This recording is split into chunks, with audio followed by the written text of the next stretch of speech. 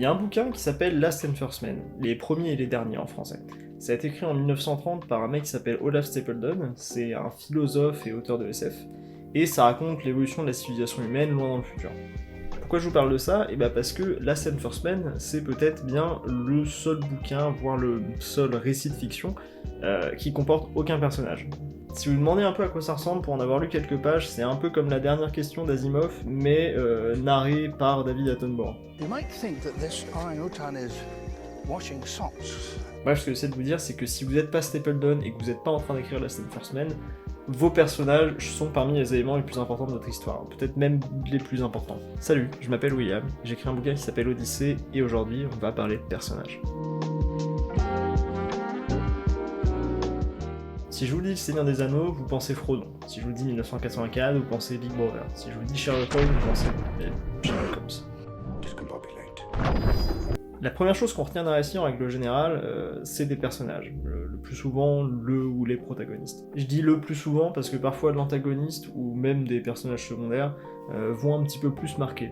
Mais ce sera presque toujours un personnage. Et ça, c'est parce que quand vous lisez un livre ou vous regardez un film, l'histoire, l'intrigue, vous la vivez au travers des personnages. Vous découvrez l'univers avec eux, vous vivez les scènes d'action avec eux, vous avancez dans l'intrigue avec eux, et vous rencontrez même les autres personnages avec eux. Donc quand on écrit un bouquin, nos personnages, c'est peut-être le point qu'on doit le plus travailler, parce que si notre lecteur ne croit pas à nos personnages, ou pire, s'il s'investit pas dans l'histoire de notre personnage, il va pas s'investir dans l'intrigue. Odyssée, c'est le nom de mon bouquin, mais c'est aussi le nom du personnage principal, elle.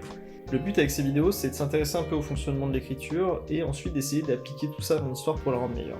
Donc, comment j'écris Odyssée, et comment est-ce qu'on peut l'améliorer? C'est une question un peu plus complexe qu'elle en a l'air, parce qu'un personnage c'est quoi? Ça peut être un caractère, ça peut être des répliques, ça peut être un chara-design si vous versez un peu dans le graphique, mais à la base de la base, un personnage c'est deux choses, un désir et un besoin.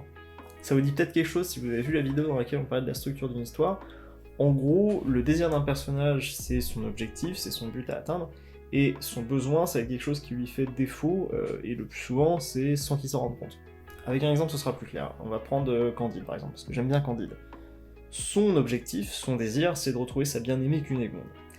Et son besoin, c'est dans son nom, ça va être un petit peu de perspicacité, il faut qu'il comprenne un petit peu la complexité du monde. Voilà, ça c'est son besoin. Donc maintenant qu'on a compris ça, ce qui est cool, c'est que tout ce qui définit notre personnage va pouvoir découler de ces deux informations-là. Par exemple, John Truby, dont vous m'avez déjà entendu parler, il fait rentrer dans la conception du personnage un truc qu'il appelle le spectre. C'est un élément du passé du personnage qui justifie son désir, son besoin, ou même les deux. Et du coup, si vous avez déjà défini le désir et le besoin de votre personnage, ce spectre va venir super naturellement, et de là on va pouvoir commencer à définir d'autres trucs comme le langage du personnage, son apparence, etc. Là je vais en venir à Odyssée, elle est omnibulée par l'espace et l'aventure, ça c'est son désir. Mais à un tel point qu'elle a tendance à foncer vers le danger sans vraiment réfléchir, ça c'est son besoin. Maintenant, le spectre va pouvoir venir expliquer un petit peu tout ça, justifier ces traits-là. Odyssée, c'est la fille d'une aventurière qui est connue partout dans la galaxie et qui a disparu quand elle était toute petite. Donc si elle est obsédée à ce point par l'idée de voyager dans l'espace, c'est parce qu'elle espère pouvoir retrouver sa mère. Et si elle a tendance à risquer sa peau aussi souvent, c'est que quand vous êtes la fille de la plus grande aventurière de tous les temps, c'est facile de se croire un petit peu invincible. Bon, tout ça c'est sympa, mais ça servira à rien en l'état.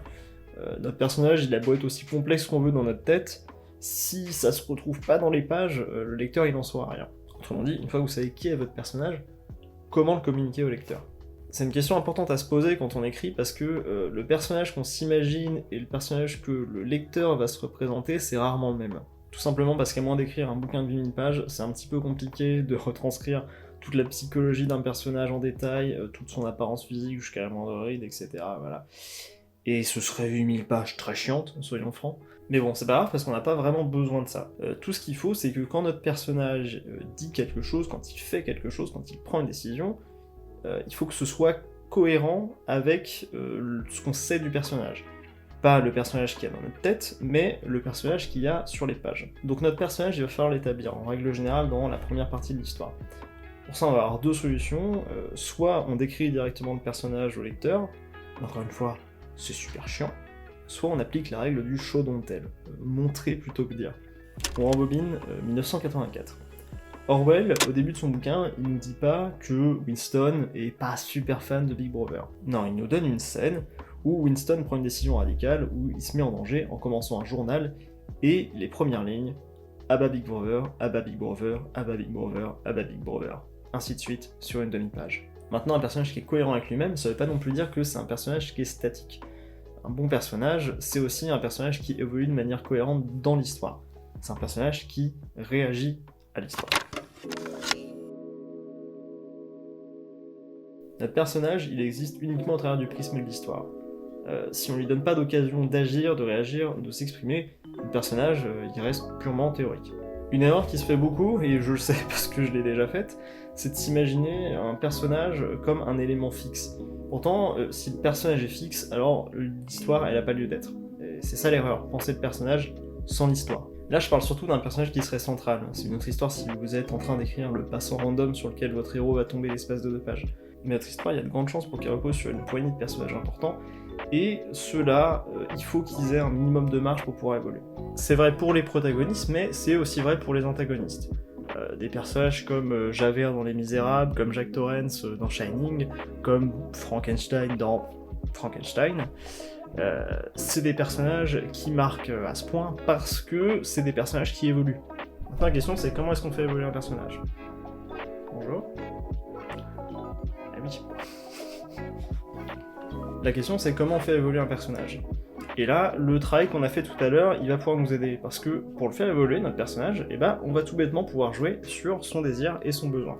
Typiquement, le désir du personnage, c'est ce qui va évoluer en surface avec la progression de votre scénario. C'est-à-dire que le personnage va d'abord vouloir aller à tel endroit, puis il va vouloir trouver tel objet, et ensuite résoudre telle énigme, etc. On parle aussi de motivation, c'est ce qui va pousser votre personnage à avancer dans l'intrigue. Sachant qu'il peut très bien garder un objectif central, mais qui peut se décomposer en plusieurs étapes, comme dans Dora. Le besoin par contre c'est ce qui va évoluer en background un peu plus progressivement, et c'est au climax du développement de votre personnage qu'on va pouvoir déterminer si ce besoin, c'en est toujours un, s'il a su un petit peu se défaire de ce défaut qu'il avait. Pensez à Andrea à la fin du Diable s'habille en Prada, ou à Frodon quand il est dans la montagne du destin. Mais pour arriver là, il va falloir lui donner des raisons de changer à notre personnage. On peut pas partir, mettons, d'un personnage super égoïste à la Picsou, et par magie, à la fin de l'histoire, l'écrire en train de donner sa fortune aux démunis. Ce qu'on va devoir faire, c'est mettre en lien le personnage et l'intrigue pour que les expériences par lesquelles il passe, les informations qu'il découvre, les leçons qu'il apprend, l'amènent petit à petit vers ce changement. Et un bon moyen de faire ça, par exemple, c'est de confronter sa vision des choses à celle des autres personnages de votre histoire.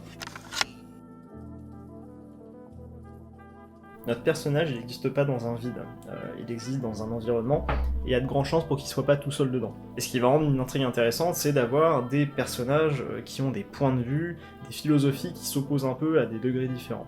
En gros, vous allez avoir le thème de votre histoire, donc c'est la question profonde autour de laquelle elle tourne, et l'idée c'est d'avoir des personnages qui représentent différentes réponses à cette question-là. Est-ce qu'on peut contrôler la nature? Non. Oui pour la science, oui pour la thune, non, et de toute manière on devrait pas. Et ces différents points de vue autour d'un thème, ça va être un moyen de créer notre réseau de personnages. Par exemple, si on prend la relation entre le protagoniste et l'antagoniste, ça va ressembler à ça. C'est deux points qui s'opposent. Mais votre protagoniste, il va sûrement avoir des alliés, des compagnons de route ou autres, et ce qui peut rendre une histoire intéressante, c'est de faire en sorte que ces personnages-là aient des divergences d'opinion, même plus faibles, avec le personnage principal. Même chose pour l'antagoniste et les personnages qui gravitent un peu autour de lui, ils peuvent avoir des intérêts et des valeurs qui s'opposent un minimum. Et du coup, ça nous donne un réseau de personnages qui ressemble à ça. Deux côtés qui se font face, donc un conflit externe et des oppositions au sein de chaque camp, des conflits internes. Et l'idée, c'est que chacun de ces liens représente un rapport différent. Dans le cas d'Odyssée, vu que ce qu'elle veut c'est être capitaine d'un vaisseau, le gros des personnages, ça va être l'équipage qui se constitue autour d'elle au fil de l'histoire. Donc on va avoir un même groupe d'individus qui interagissent régulièrement les uns avec les autres.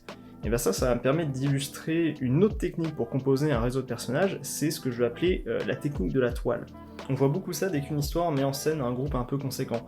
One Piece par exemple, puisqu'on parle d'équipage, ou la Horde du Contrevent si on veut quelque chose avec beaucoup plus de monde.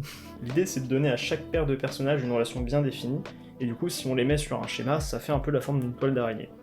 C'est ce que j'ai fait avec l'équipage d'Odyssée. Ça marche aussi très bien pour un format épisodique, et ça tombe bien parce qu'Odyssée, c'est une suite d'histoires courtes. Et la raison pour ça, c'est qu'à chaque histoire, chaque nouvelle, chaque épisode, on va pouvoir piocher dans cette toile pour trouver une relation intéressante à explorer et à développer. Du coup, petit aparté qui a plus rien à voir avec les bouquins, les sitcoms et les séries comiques se servent beaucoup de ça. Il y en a même qui jouent un peu de façon méta avec, genre How I Met, avec l'épisode où Marshall et Robin se rendent compte que leur relation a jamais été développée en 6 saisons, ou celui de Scooby-Doo, où Fred et Sammy se retrouvent en binôme. Bon, qu'est-ce qu'on a appris déjà qu'un bon personnage, ça se définit par des qualités, et surtout par des défauts. Et que le lecteur doit pouvoir comprendre ses motivations. Ensuite, qu'un bon personnage, c'est un personnage qui évolue. C'est un personnage qui réagit à l'intrigue, et c'est un personnage qui l'impacte. Puis surtout, votre personnage, il se définit par rapport à ceux qui l'entourent. Ses alliés, mais aussi ses antagonistes. Bref, ça c'est Odyssée, c'est une tête brûlée, mais elle veut explorer l'espace, être une grande capitaine, et retrouver sa mère. Elle va rencontrer plein de monde, vivre plein d'aventures, et j'ai super hâte de vous la présenter. Moi je vais vous dire à la prochaine, si ça vous a plu, vous n'hésitez pas, vous connaissez tout ce qui est cloche, abonnement, etc. Et j'ai un bagne de coffee qui doit traîner quelque part dans la description. Là-dessus, moi je vous dis bonne écriture, ciao.